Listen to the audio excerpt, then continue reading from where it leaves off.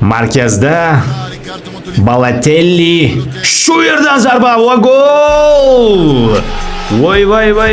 Mario Balotelli Milan safida porlagan yulduz. Manchester City'da ham o'ynagan va keyinchalik esa mana bunday gollarni avjiga chiqarib urgan futbolchi.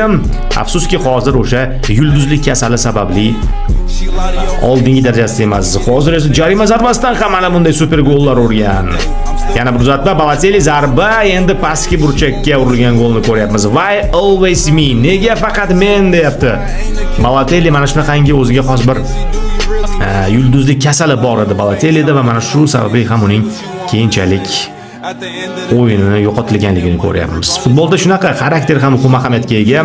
Insoniylikni yo'qotmaslik kerak va yulduzlik kasali juda og'ir oqibatlarga olib kelishi mumkin.